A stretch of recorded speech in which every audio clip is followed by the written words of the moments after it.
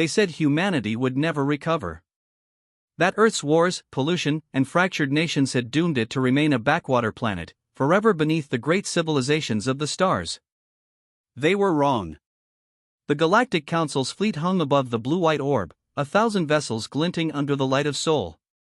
Among them, the Xylar Dominion's flagship, Therian S. Pride, broadcast its ultimatum for all to hear. Humanity will surrender its planetary resources and dismantle all orbital weapons. Resistance will not be tolerated. Inside UN Command Station Atlas, orbiting at Lagrange Point 1, Admiral Jack Reynolds listened in silence. The Council had underestimated Earth's stubbornness again. "Sir, they've deployed siege arrays over Europe and the Pacific," said Commander Elena Voss, eyes wide on the holomap. "They're preparing for total orbital suppression." Jack leaned forward, voice calm but edged with steel. "Patch me through to Project Archangel." Across the room, technicians froze. The name wasn't supposed to be spoken aloud. Elena swallowed. "Sir, are we really doing this?" Jack's gaze didn't waver. They wanted to see what humanity's capable of. "Let's show them." Deep beneath the lunar crust, inside a facility officially marked as abandoned, the largest hangar ever built by human hands stirred to life.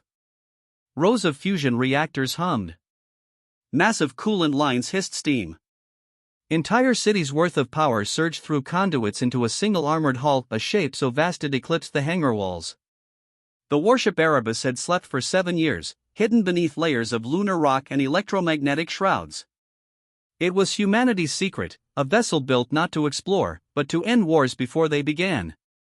"Core ignition sequence in progress," reported Dr. Ryan Keller, chief engineer.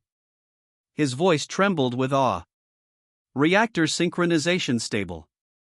All systems green." The ship's black alloy plating rippled with faint red veins, not metal, but metamaterial, forged using a mix of quantum lattice and self-healing composites. It could absorb energy blasts and convert them into propulsion. "Navigation, online," Keller whispered. "Artificial gravity holding. My God, she's alive." When the Erebus lifted, the lunar surface shuddered. Dust cascaded for miles as the warship broke free from its tomb. Back in orbit, alien sensors went wild. Unidentified object emerging from Luna's far side. Mass signatures off the charts, that can't be a ship. Energy output exceeds any known class. What are the humans doing? The Erebus appeared like a phantom, silent, immense, blacker than space itself. No heat trace. No transponder. Its hull drank in light. Admiral Volarin, commanding the Council fleet, bared his fanged mouth. "Fire upon the anomaly." Immediately. Hundreds of beams lanced out plasma, railshot, particle lances, and vanished the moment they struck Erebus's hull. Not deflected. Not absorbed. Simply, gone. Inside the command bridge, Admiral Reynolds stood before the main viewport, hands clasped behind his back. The bridge lighting pulsed red as system readouts stabilized. "Status? Shields holding. Enemy fire ineffective," Elena said, almost laughing in disbelief. "Sir, they can't touch us." Reynolds nodded slowly. "Good. Let's respond." "Orders? Give them something to remember." The Erebus moved. To the aliens, it looked like the stars themselves bent as it accelerated. One moment it was still, the next, it cut through space at impossible speed, leaving gravity wakes strong enough to shatter smaller vessels in its path. From its underbelly, a single weapon extended, a cannon the size of a skyscraper, lined with rings of glowing red-white plasma. "Target, Therian S. Pride," Reynolds said. "One shot." A low hum filled the ship, deep and resonant, like the universe itself holding its breath. Then came the pulse, not light, not energy, but pure spatial distortion. The alien flagship didn't explode. It simply ceased to exist, erased from every sensor, as though it had never been there. Silence blanketed the stars. Billions across Earth and the Council watched the broadcast. One human ship, forged in secret, had annihilated the pride of the galaxy with a single strike. Inside the bridge, Elena exhaled. There, retreating. Reynolds stared at the tactical feed, hundreds of alien ships pulling back, chaos in their formations. "Let them go," he murmured. "They came here thinking they were gods. Now they know better." As the Erebus drifted above the moon, its surface glinting with absorbed starlight, humanity realized it had just crossed a threshold. The age of fear was over. And the galaxy, for the first time, was afraid of them. The galaxy had never known silence like this. For 3 days, the Council's communication grids remained frozen, as if the collective mind of 1,000 worlds had simply refused to speak. Newsfeeds replayed the same impossible footage, a lone human warship, black as the void, erasing a fleet flagship with a single pulse. The name Erebus spread like a contagion. To the aliens, it was not a ship, it was an omen. Council Core World, Meridian Prime. The vast amphitheater of the Galactic Council, usually a storm of voices and movement, was now an echoing tomb. Holoscreens flickered with tactical data and half-deciphered transmissions from Sol. Councillor Volarin's successor, Charon of the Dominion, slammed a clawed hand on the console. "You're telling me a primitive species constructed a ship capable of spatial annihilation? That's impossible." From the opposite side of the hall, a crystalline being, Ambassador Ural of the Rav-Nar Ascendancy, replied coldly.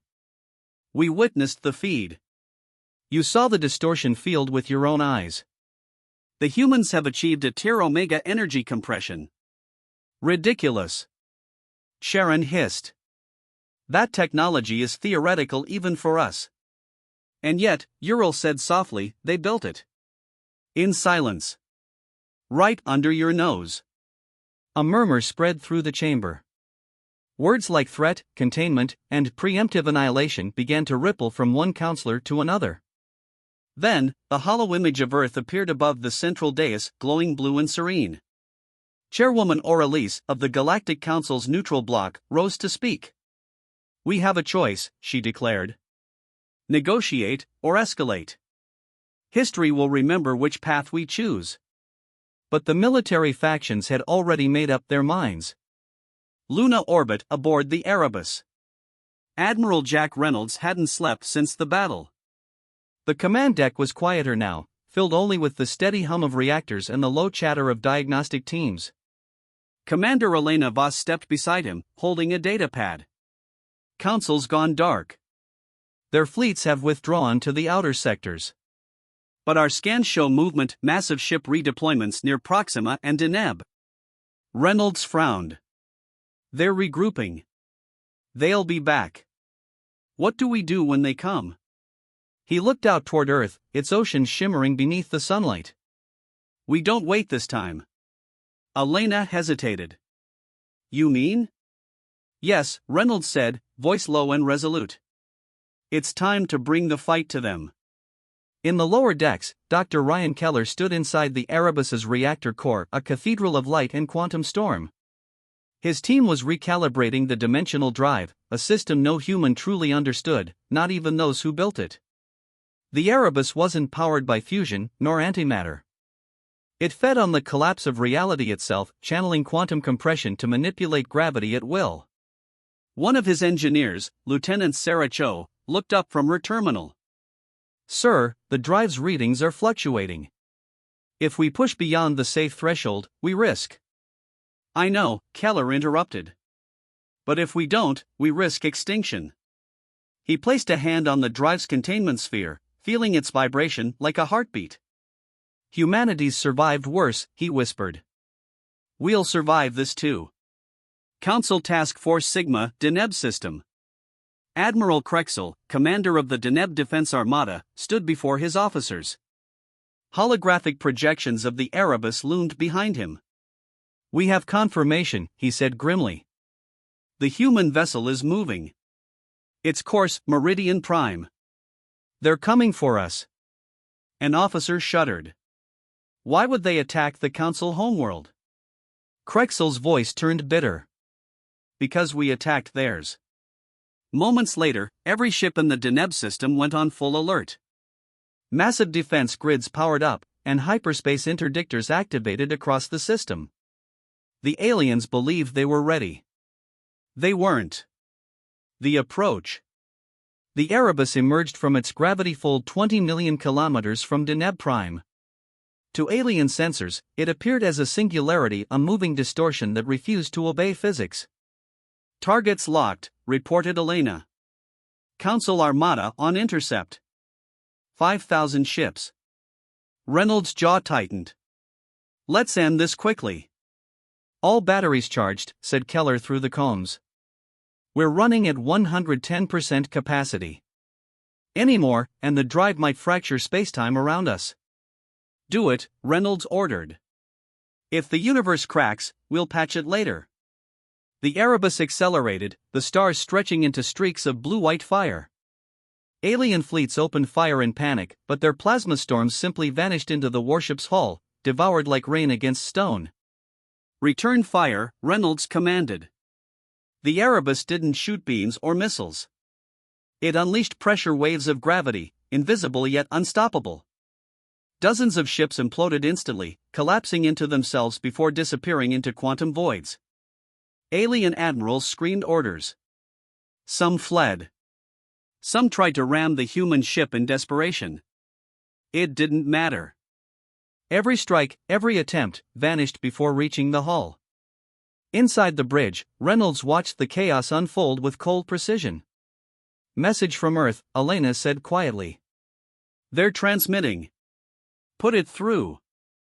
The face of President Laura Pierce filled the main holo display. Her expression was calm but hard.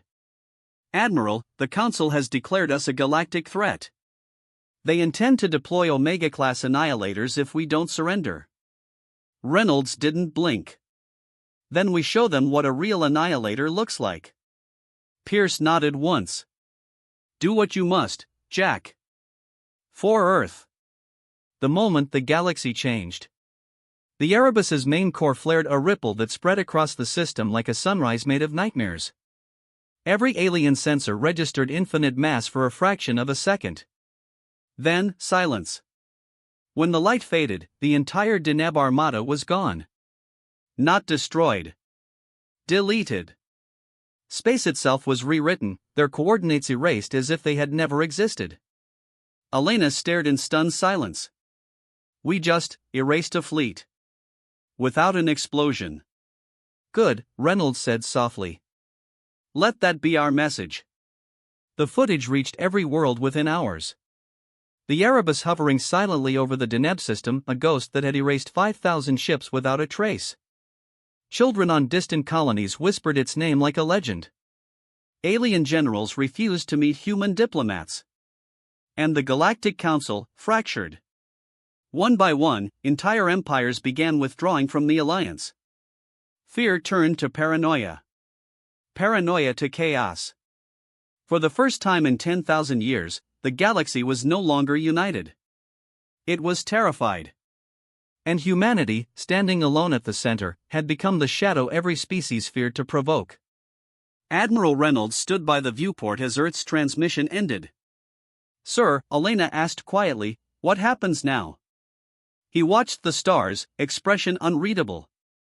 "Now," he said, "they'll either learn peace." He turned, eyes hard as iron. "Or they'll learn fear." The Erebus turned its prow toward the galactic core, engines burning red like the eyes of a god. Every civilization in the galaxy held its breath. Humanity as coming. The galaxy trembled. Entire star systems fell into silence, governments collapsed, and once proud fleets drifted powerless, paralyzed by the horror of what they had seen. The Erebus had become more than a warship, it was a legend written in terror and awe. And now, it was coming for the galactic core. The Council's last hope. On Meridian Prime, the heart of the Galactic Council, the sky blazed with incoming traffic. Armadas from 100 species converged, forming the largest defensive wall ever assembled in history. 3 million ships. A planet-sized fortress ringed with orbital cannons. An empire's final breath before the storm. In the Council's high chamber, panic clashed with desperation. "We cannot allow them to reach us," roared Admiral Charon, his scales flashing crimson. "If the humans activate that weapon again, the core itself may collapse." Ambassador Ural's crystalline body glowed with agitation. Then parley with them. Send envoys, surrender if we must. Sharon slammed his claws down. Surrender to primitives? Never. At that word, a quiet voice rose from the back, soft, human, unexpected. I'd advise against that. Every head turned. A single human stood among them, Ambassador David Hale, Earth's representative to the Council, who had remained on Meridian Prime long after the war began. His diplomatic immunity had kept him alive this long. He looked exhausted, his eyes sunken but calm. You call us primitives, yet it was your fleets that burned our world first. Your council sanctioned the siege of Earth, and now you wonder why we built something like Erebus? Sharon's fangs glinted. You dare lecture the council? You have doomed your entire species. No, Hale said softly, looking out at the burning skies. We've already survived the worst. You're the ones facing extinction. Aboard the Erebus. Admiral Jack Reynolds stood on the bridge, the glow of the galactic core reflected in the viewport. Commander Elena Voss approached him quietly. We're being hailed. The Council requests negotiations. Reynolds didn't move. Now they want to talk. They say they'll accept a ceasefire if we disarm. He turned to her, expression carved in stone. Tell them this isn't about surrender anymore. It's about truth. Elena hesitated. Truth, sir? Reynolds walked to the console, bringing up the holographic projection of Sol, Earth, the Moon, Mars. For centuries they treated humanity as a curiosity. When we reached the stars, they called us dangerous. When we refused to kneel, they called us monsters. He clenched his fist. So we became the monsters they feared. But not because we wanted to destroy them. Because we wanted them to listen. Elena swallowed. And if they don't? Reynolds looked out into the endless stars. Then we'll speak in a language they understand. The core offensive. As the Erebus entered the Meridian system, 3 million alien ships opened fire. The void itself blazed with color, particle beams, antimatter detonations, psionic warheads, a storm of energy that could have stripped the surface from planets. And the Erebus simply walked through it. Gravity bent. Light warped. Every projectile vanished before impact, sucked into the ship's shimmering field. Shields holding, Elena reported. Drive cores stable at 98%. Activate the broadcast array, Reynolds said. Global transmission, all frequencies. A pulse of energy swept across the system. Every ship, every planet, every citizen saw the same thing, a single human admiral standing on a silent bridge. The message. To the civilizations of the galaxy, Reynolds began, his voice resonating through every channel, we are not your slaves. We are not your test subjects. We are humanity. You came to our world with arrogance. You brought war to our skies, fire to our cities. You thought we would break. You thought we would bow. Instead, we learned. We adapted. And we built this. The camera panned back, revealing the Erebus, vast and godlike, drifting through the light of the core. This ship is not a weapon of conquest. It's a reminder. Every equation, every bolt, every atom of this vessel exists because we believed we had no choice but to survive. And now, the galaxy must make the same choice. Lie beside us or live in fear of us. The next move is yours. The transmission ended. The decision. In the council hall, chaos erupted. Some demanded vengeance, others peace. But for the first time in galactic history, fear had united them, not against humanity, but for survival itself. Ambassador Hale stood quietly as the council chairwoman approached him. Her voice trembled. If we agree to peace, will they stand down? He met her gaze. If you mean what you say, yes. But if you lie again, they won't need to come back. The Erebus will remember. The room fell silent. The vote was unanimous. Ceasefire. Recognition of Earth's sovereignty. A treaty signed not in ink, but in terror. Epilogue, the silent return. Weeks later, the Erebus drifted once more above Luna. Its black hull reflected the sunrise over Earth, serene and quiet now. Inside the bridge, Elena exhaled. It's over. Reynolds nodded slowly. For now. Dr. Keller appeared on the comm. We're powering down the drive. She deserves some rest. Reynolds looked at the massive structure on the display, the ship that had changed everything. Erebus isn't just a warship, he said softly. She's a message written in steel. We'll never be underestimated again. Elena smiled faintly. Do you think they'll ever understand us? Reynolds stared out at the horizon, the endless night beyond the stars. They don't need to, he said. They just need to remember. Far beyond Earth, in the dark corridors of alien space, children whispered the tale of the black ship that silenced empires. They didn't call it by name anymore. They simply called it humanity's shadow. And across the stars, the message endured. Humanity doesn't conquer. Humanity endures.